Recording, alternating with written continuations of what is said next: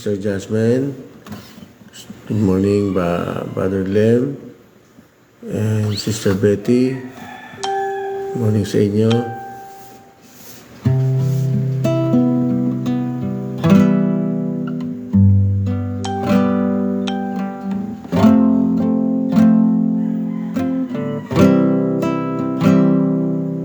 Good morning, Brother Dave.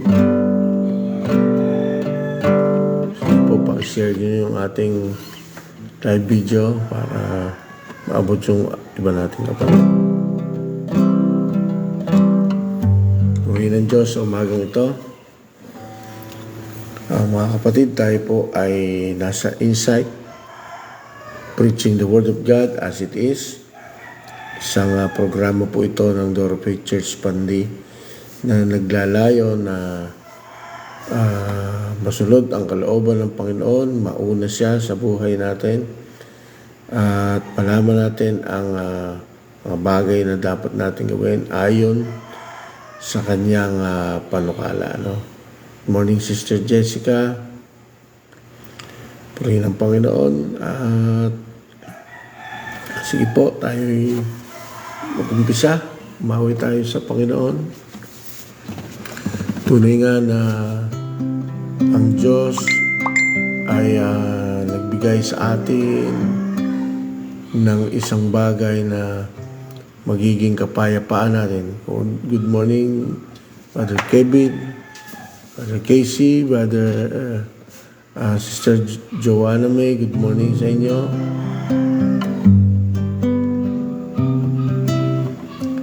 Si Lord nagbigay sa atin ng isang bagay na magiging kakontentohan natin. Wala iba kundi si Jesus Christ. Siya yung nagiging kapayapaan natin sa lahat ng panahon. Ano man yung ating pinagdadaanan, pag naalala natin yung ginawa ng Panginoong Jesus, nagkakaroon tayo ng kapayapaan. Kaya awitan natin siya.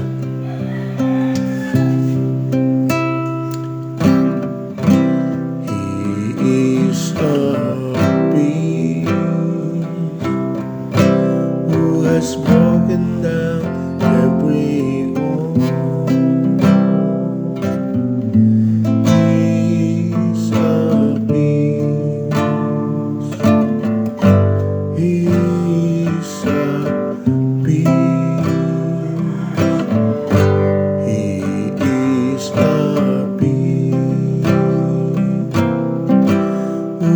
Broken down every wall. He is our peace. He is our peace. Cast all your cares on Him, for He cares for you.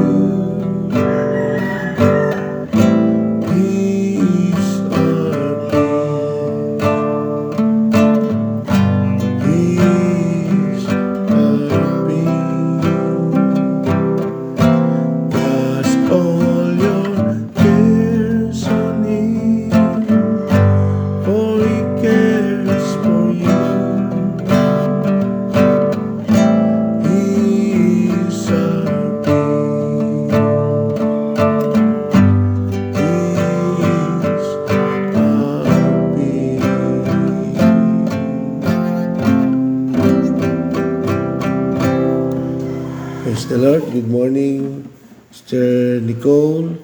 Good morning, Sister Lourdes Busard. Good morning, Sister Jennifer. Purihin ng Diyos. Sige po, ako'y samahan ninyo sa pag-aaral ng salita ng Diyos sa umaga para magabayad tayo ng Panginoon na hindi tayo nag-aalanganin sa buhay natin kung tama ba o mali ang ating ginagawa. Dahil mayroong salita ng Diyos, nagkakaroon ng paggabay ang banal na Espiritu sa buhay natin. Amen? Sige po, tayo ay umpisang manalangin muna. Panginoon, purihin po kayo, dakilang Diyos. Salamat sa kabutihan mo. Dahil araw-araw binibigyan mo kami ng chance, pagkakataon na matutunan ang iyong salita. Binibigyan mo kami ng chance na makaniig ka, ma-experience ang buhay Kristiyano na isang matuwid na pamumuhay, isang experience na pinaranas mo sa amin, ang born again experience na yan. Salamat, Panginoon, dahil magitan ng inyong banal na spirito, natututo kami at nalalaman namin, nagagabayan kami ng iyong banal na spirito sa paggawa ng tama. Na iwawaksi namin ang mali at hindi kami nananangan lamang sa mga bagay na makamundo. Purihin kayo. Salamat. Pamindalangin. Pangalan ng Panginoon Jesus. Amen. Good morning, Makmak. Brother Makmak. Praise the Lord. Sige po, samahan niyo ako sa pag-aaral ng Word of God. Okay, babasahin ko. John chapter 21. John chapter 21 verse 1 to 25. Ito po yung last chapter na ng aklat ng Juan. At pagkatapos po dito, idediretso natin ito sa mga gawa. Sa mga gawa ng mga apostol. Sabi dito, babasahin ko po, pakinggan niyo mabuti. Pagkatapos ng mga bagay na ito ay nagpakitang muli si Jesus sa mga alagad sa tabi ng dagat ng Tiberias at siya nagpakita sa ganitong paraan. Magkakasama noon sila Simon Pedro, si Tomas na tinatawag na Kambal at si Nathaniel na taga-Kana ng Galilea at ang mga anak ni Zebedeo at dalawa pa sa kanyang mga alagad. Sinabi sa kanila ni Simon Pedro, mangingisda ako. Sinabi nila sa kanya, kami ay sasama rin sa iyo. Sila'y umalis at sumakay sa bangka ng gabing iyon at wala silang nahuli. Ngunit nang mag-uumaga na, si Jesus ay tumayo sa tabing dagat, subalit hindi nakilala ng mga alagad na iyon ay si Jesus. Sinabi ni Jesus sa kanila, mga anak, mayroon ba kayong nahuling isda? Sumagot sila sa kanya, wala. At sinabi niya sa kanila, ihulog ninyo ang lambat sa kanang bahagi ng bangka at mayroon kayong makikita. Inihulog nga nila at hindi na nila ito mahila dahil sa dami ng mga isda. Kaya't ang mga alagad na minamahal ni Jesus ay nagsabi kay Pedro, ang Panginoon yon. Kaya't nang marinig ni Simon Pedro na iyon ang Panginoon ay nagbigkis siya ng kanyang tunika sapagkat siya'y walang damit at tumalon sa dagat. Subalit ang ibang alagad ay lumapit sa bangka, nahila ang lambat na puno ng isda sapagkat sila'y hindi malayo sa lupa kundi halos 70 metro ang layo. Nang sila'y makadaong sa lupa, nakakita sila roon ng mga nagbabagang uling at may isdang nakalagay sa ibabaw at tinapay. Sinabi sa kanila ni Jesus, dalhin ninyo ito ang ilang isdang nahuli ninyo ngayon. Kaya't si Simon Pedro ay sumampa sa bangka at hinila ang lambat sa lupa na puno ng malaking isda na 153. At kahit gayong karami ay hindi nasira ang lambat.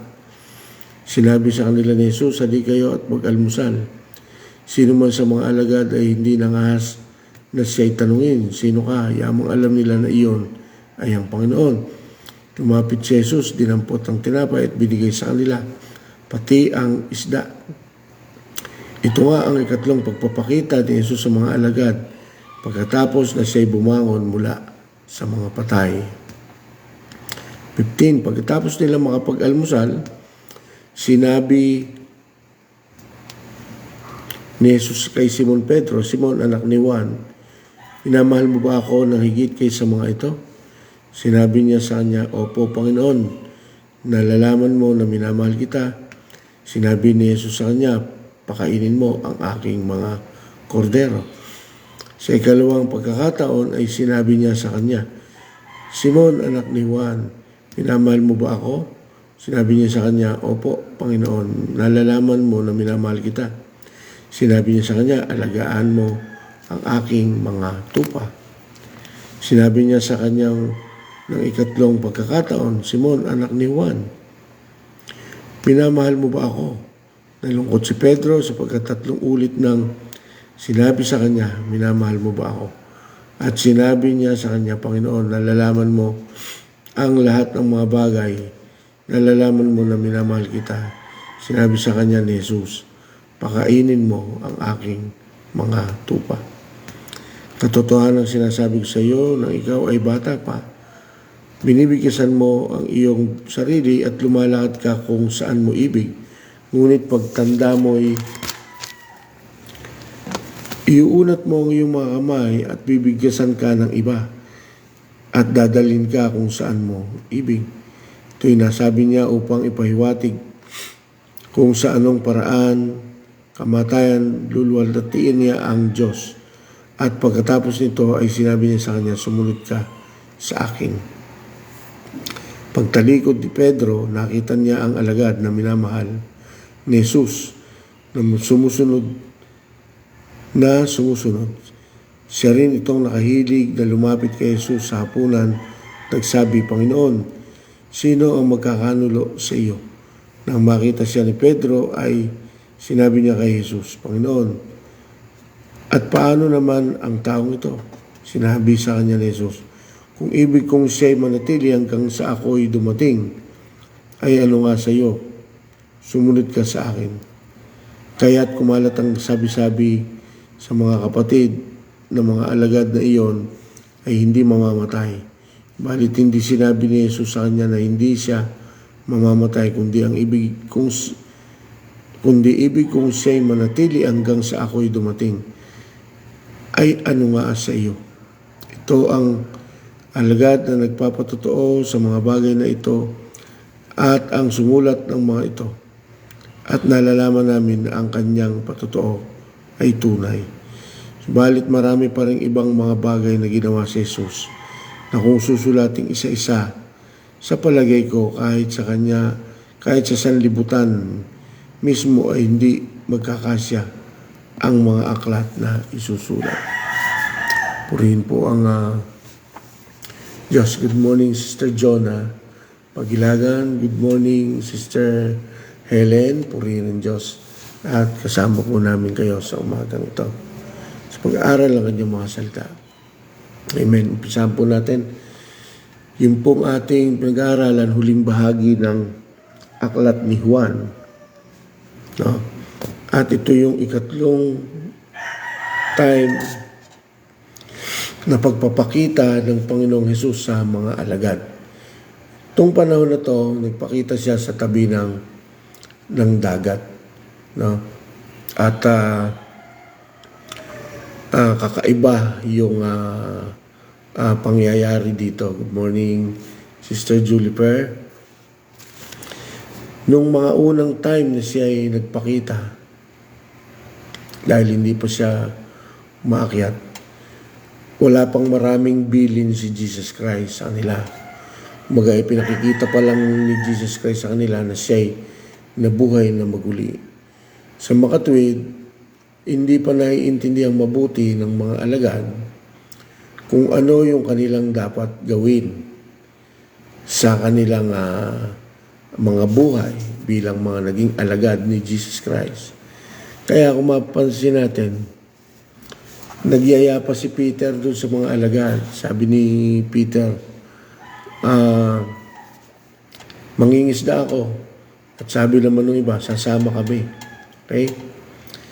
Nung pagkatapos ng mga panahon na nagpakita si Jesus Christ, bago yung huling ito, siyempre, iniiwan sila ni Jesus Christ. Hindi na nila alam kung ano yung gagawin nila.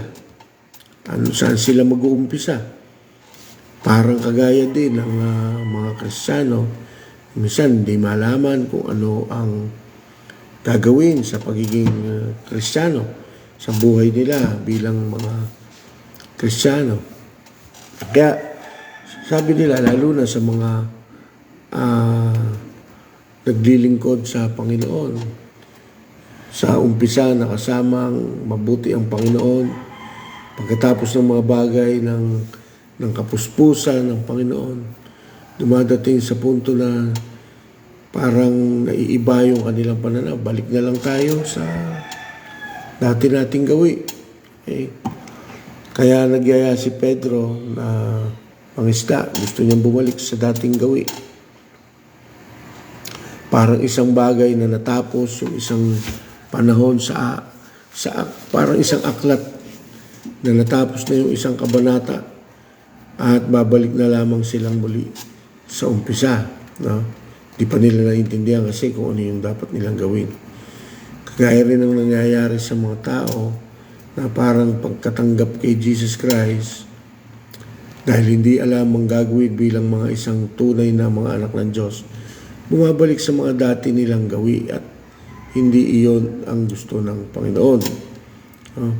Bagamat ang sinabi dito ay tungkol sa hanap buhay, ibang patungkol din si Jesus Christ tungkol sa mga tinatawag ng Panginoon na yung iba ay nagbabalik sa paghahanap buhay dahil yung mga tinatawag po na ang ibig ko sabihin sa paglilingkod. Kasi mostly ang gusto ng Panginoon mag-concentrate ang mga tinatawag ni Lord sa paglilingkod instead na sa paghahanap buhay. Pagamat hindi ibinabawal na maghanap buhay sa mga lingkod o sa mga pastor, mga nagpapastor, sa mga tinatawag ni Lord sa kanyang ministeryo, hindi naman binawal ni Lord na maghanap buhay. Pero hindi iyon ang ipinaprioritize ng Panginoon. Pero itong si Pedro ay dahil hindi pa nga alam ang tunay na gagawin niya, bumalik siya sa dati niyang hanap buhay. Pero hindi pinabayaan ni Lord John. Good morning, Brother Richard.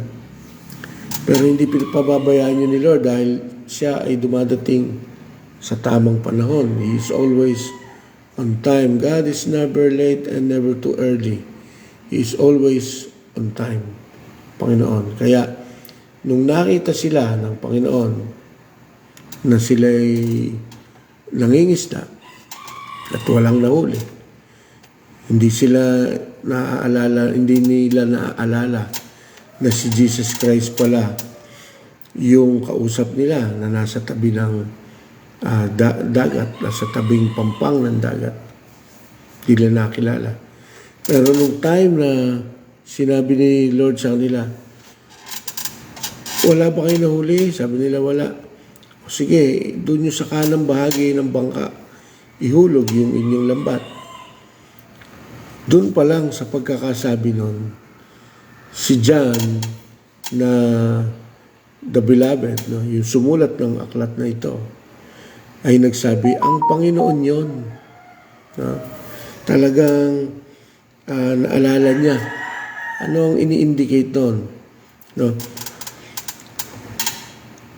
Mostly mga kapatid, maaalala natin ang isang bagay na iniaaral ng Panginoon. Kapag tayo'y talagang malapit sa Kanya. Kagaya ni John, kilalang niyang lubos si Lord.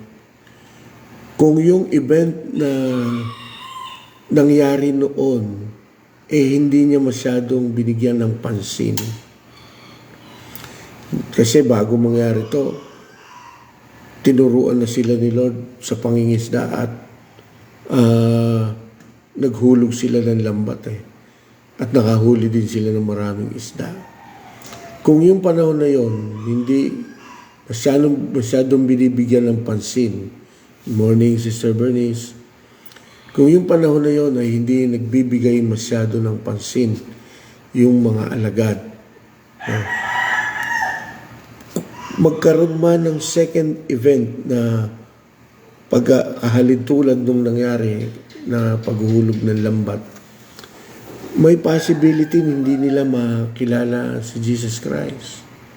Pero dahil sila'y madikit kay Jesus Christ, sila'y laging kasama, sila'y laging nakikipagniig kay Jesus Christ sa mga turo nito, natatandaan nila yung mga aral. Kaya alam niyo mga kapatid, para hindi natin malimutan yung mga bilin ng Panginoon sa kanyang mga salita, pilitin natin na maging malapit lagi sa Panginoon. Every time na meron siyang panawagan para tayo'y dumalo, gampanan natin yung mga bagay na yun. Gawin natin, pilitin natin para lalo tayong mapalapit sa Panginoon. At dahil doon, dahil ang pinag-uusapan naman sa mga gawain niya ay walang iba kundi ang kanyang mga salita. Dahil malapit na malapit tayo sa Panginoon, naaalala natin yung mga sinasabi niya.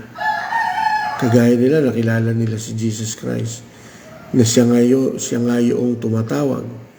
Dahil dun sa mga sinabi niya, ihulog ninyo ang lambat sa kanan.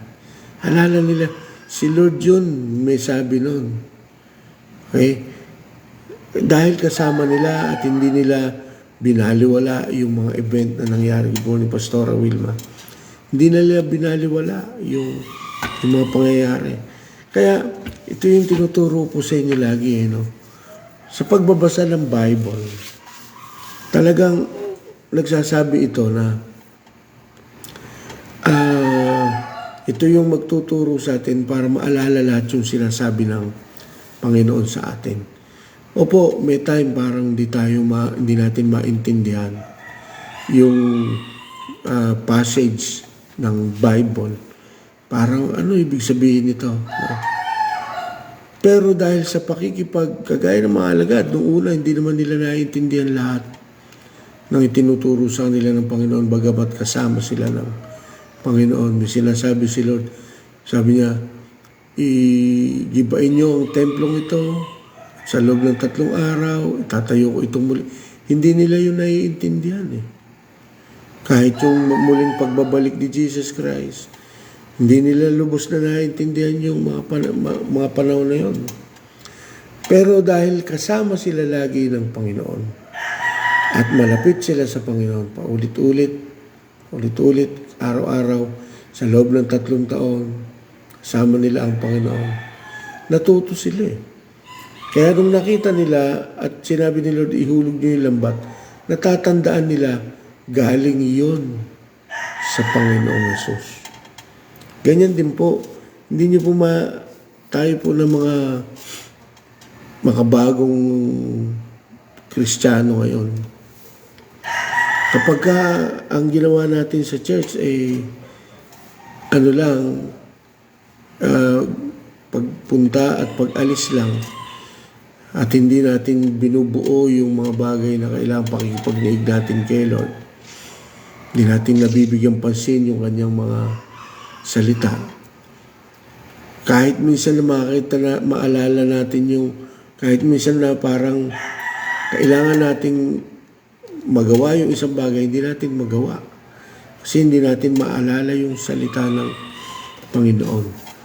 Pero pag lagi tayong nakalapit sa Panginoon, binibigay natin yung ating buhay sa Kanya. Eventually, mga kapatid, kahit nasaan lugar ka, mapapaalalahanan ka ng Panginoon at masasabi mo, yung isa sa mga salita niya, yun pala yun.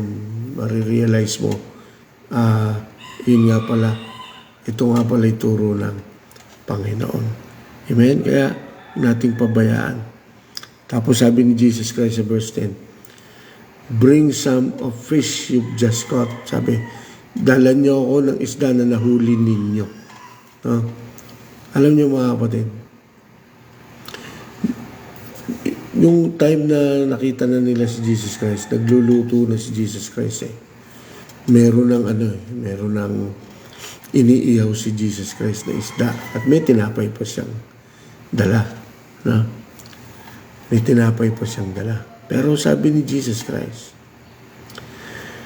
dalan niyo pa ako ng mga nahuli ninyo. Mga kapatid, no? Ano ibig sabihin nito? Meron na eh. Meron na si Jesus Christ. At pwede nang, dahil sa Diyos, kaya niyang mag-produce from nothing mula sa kanyang mga salita. Diba? Ganun po tayo dapat magtiwala sa Diyos. Katindi. Mula sa kanyang mga salita, He can create something. Out of nothing, He can create something. Diba? Ganun si Lord, hindi kagaya ng tao. Ang tao, kaya lang mag-create from something to another thing. No, hindi kagaya ng Diyos. Siya ay Diyos ng himala. Siya ay Diyos na napakamakapangyarihan. Pag sinabi lang niya, mangyayari. Amen? Pag sinabi niya, pagagaling ka, gagaling. Pag sinabi niyang, pagpapalain ka, pagpapalain. Pag sinabi niyang, tutulungan ka ng Panginoon. No? Pero itong case na to, meron siyang ginawa. Pagamat siya Diyos at nasa kanya ng lahat, kaya niyang gawin ng lahat, nag-ask pa rin siya. Humingi pa rin siya at sabi niya, magdala kayo dito. Magdala kayo dito ng nahuli ninyo. Alam niyo kung anong ini-indicate nito, mga kapatid? Ayaw ni Lord na wala kang part sa inyong relationship na dalawa. Ikaw at si Lord. Ayaw niya na umasa ka lang nang hindi ka nagkakaroon ng bahagi sa kanyang kingdom. Ang gusto ng Panginoon, once na mula nung ikaw ay tumanggap sa Panginoon, dapat lagi kang kabahagi. At pansinin ninyo, kahit humihingi siya ng mga bagay na meron tayo, pagpapakita na gusto niyang makipag-feast sa atin, gusto niyang kumain kasama tayo. Naalala niyo yung sinabi sa Revelations chapter 3 verse 20. Sabi niya, ako'y nakatayo sa labas ng pinto, kumakatok. Kung pagbubuksan niyo ako, sabi niya, ako'y papasok at magkasalo tayong maghahaponan. Sabi niya, kakain. Sabi niya, ito po mga kapatid, lagi yung alok ng Panginoon eh. Gusto niya lagi na tayo'y makasalo sa pagkain. At ang indikasyon mga kapatid ng bagay na yan, na gusto tayong makasalo ng Panginoon, ay napakalaking bagay. Bakit? Ito yun. Hindi niya tayo itinuturing na iba kung kaya gusto niya tayong makasalo. Kahit kayo po, mga kapatid, hindi ninyo gugustuhin mag-alok, mag-imbita ng tanghalian sa isang tao. Kung ang isang tao ay wala naman sa'yo, wala namang halaga. O hindi mo naman kakilala o hindi mo kaano-ano. Hindi mo kayang gawing alokin niya, tara kain tayo, manangali na tayo. No? Bagamat may mga pabalat bunga, hindi yun tunay sa puso na gusto mo talaga. Hindi kagaya ng mahal mo, no? Kaibigan mo, best friend mo. Talagang enjoy ka na pagka nagsabi kang, kain tayo, tao sa puso mo yung pag-iimbita. No? Ganyan din si Jesus Christ. Hindi iba ang turing niya sa atin. Tayo kanyang mga anak. Hindi lang kanyang mga anak. Tayo yung mga kaibigan din niya. At ang pakikipagdiig ng Panginoon sa atin ay hindi na basta isang bagay na simple. No? Ito'y isang extraordinary relationship na, mga kapatid. Na isang relationship na napaka-sarap. Isang relationship na masisiyahan ka talaga. No? Kaya nga nung humingi siya, sabi niya, sige, lina kayo. mag-ano tayo, kumain na tayo, sabi niya. Mag-almusal tayo, sabi nga nun ni Jesus Christ. Ang ibig sabihin nun, talagang gusto niya makipag-feast. Tapos, nung dinala na nila yung isda, kasama yung kay Jesus Christ na niluluto, ay di talagang meron ng feast. Talagang mayabong yung kainan nila. At alam niyo ang ginawa ni Lord? Sabi doon sa verse 13, sabi, then Jesus served them the bread and the fish. Sabi, ihinain sa kanila ni Jesus ang tinapay at ang isda na inihaw. Alam niyo kung ano yung tinuturo sa atin dito? Mga kapatid, si Lord nagtuturo sa atin ng true servanthood. No? And not being a master. Ang gusto ng Panginoon, bawat isa po sa atin matuto na maglingkod. Siya, bagamat Diyos, pagdating doon, pwede niya sabihin sige, lutuin niyo na yan. At kainin na natin. No? Hindi, siya pa yung naghain, siya pa yung nagbigay. Talagang nakakaantig ng puso. At talagang being servant, hanggang doon ay tinuturo sa atin ng Panginoon. Ibig sabihin po, tayo na magkakapatid, ang bahagi natin sa loob ng church ay hindi lamang tayo paglingkuran, kundi tayo bawat isa ay matuto ding maglingkod. Maraming bagay sa loob ng church na pwedeng paglingkod natin para sa ating kapwa. Yung simpleng makapagpaupo ka ng isang kapatid, yung isang bagay na maabutan mo ng tubig o ma-guide mo sa Bible kapag naghahanap o pag nangangailangan ng mga bagay na kung ano yung nire-require sa loob ng church. Nakikita mo kailangan ng isang bagay sa ganitong lugar, nandun ka, naka-ready ka tumulong. Nakakatuwa po yun. Ako natutuwa po ako pag nakikita ko yung mga kapatid na hindi na inuutusan, may kusa, nagsiserve, bagamat sila'y mga, alam mo na meron ding mga kalagayan sa buhay. May mataas na pinag-aralan, pero naglilingkod sa Panginoon. Nakakatuwa po yan at lalo na tigit ang Panginoon. Natutuwa. Pag lahat tayo marunong mag-serve sa Panginoon.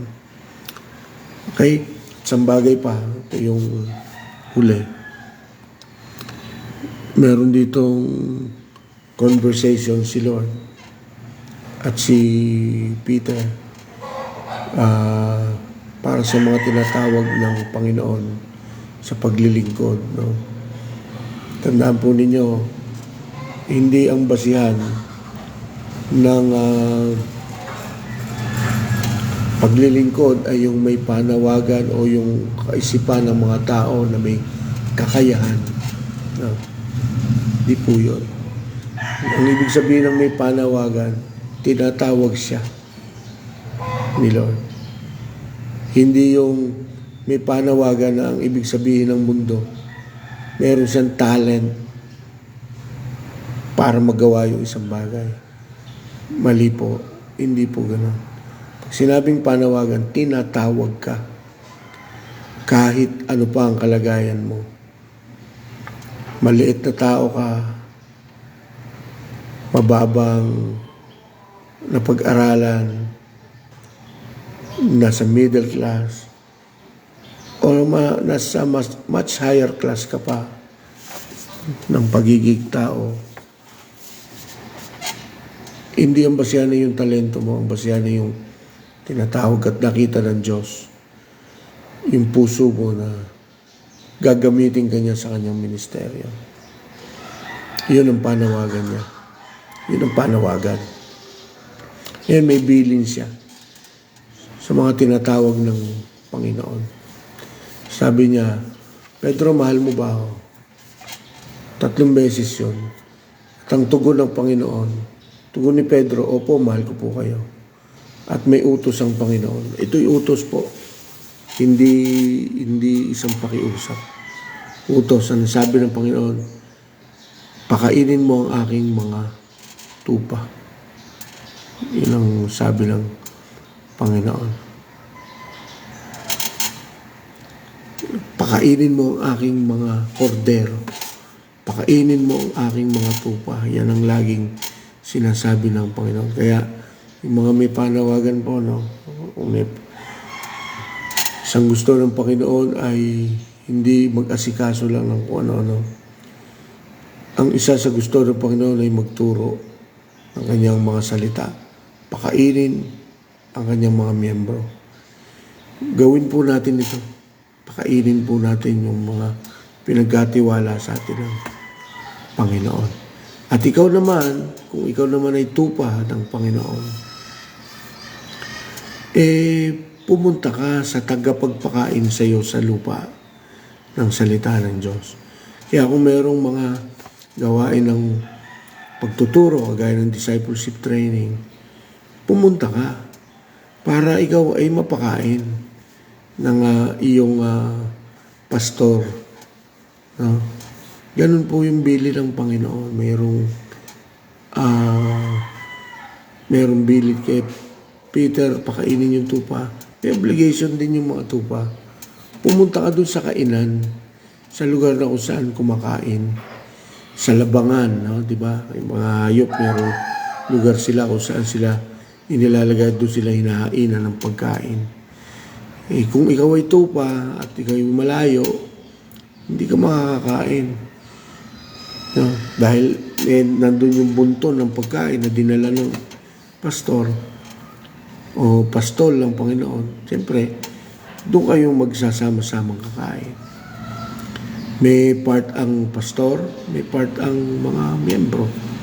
Pag sinabi ng pastor, turuan ko kayo, pumayag po kayo para mapakain kayo, para lumago kayo. Hindi lamang po sa pagbabasa pwedeng lumago. Mayroon din sa paraan ng ipinapaliwanag ito ng pastor para maging madali para sa inyo kung paano unawain ang mga salita ng Diyos. Kaya both sides, yung mga tinawag ng Panginoon, tinatawag ni Lord, pakainin mo ang aking mga tupa, pakainin mo ang aking mga ordero, pakainin mo ang aking mga tupa. Walang ibang itinuro si Lord, kundi pakainin. Ano yung papakain? Natural yung Word of God. Yung masustansyang pagkain, no? Na mula sa Panginoon. The manna from heaven. Hindi yung mga alok ng sanlibutan. No? Ang alok ng sanlibutan, I will make you prosperous. Laging ganyan. Pagpapalain kita o sumali ka sa ganitong negosyo at mag-aaral tayo ng seminar para tayo gumaling sa paghahanap buhay. Isang bahagi lang po yun. Pero mas mahalagang bahagi. Ang mas mahalaga, good morning, Sister Carmi, Nanay Carmi. Ang mas mahalaga ay yung mabusog yung ating spirito sa pamamagitan ng salita ng Diyos. Mga kapatid, laging may panawagan ng Panginoon at lagi tayo dapat handa sa mga bagay na ganyan. Okay, mga kapatid, salamat po. Pagpalain po tayo lahat ni Lord. Pag-pray natin yung mga bagay na kailangan nating pag-pray. Mga mahal sa buhay natin na makakilala at madala natin sa harapan ng Panginoon. Na mismong tayo na may katawan, huwag tayong mag-atubili na lumapit lagi sa Panginoon. Hindi kung kani-kanino tayo lumalapit, unahin natin ang paglapit sa Diyos. At si Lord ang magpupuno ng lahat mula sa kanyang kayamanan na hindi nauubos. No? Tandaan po natin, unahin lang natin si Lord. Seek ye first the kingdom and the righteousness of the Lord. And He will give the desires of our heart. Bibigay niya yung nais natin. Pagkakalob niya sa atin yung mga gusto natin sa buhay. Huwag natin kakalimutan yun. Kaya mamaya po, kaya tayo dito sa gawain ng Panginoon. Meron po tayong prayer meeting. Sama-sama po tayo. Punuin po natin ang iglesia ng mga kaluluwa na kaya nating idulog sa harapan ng Panginoon. Maraming po salamat. Tayo po'y manalangin.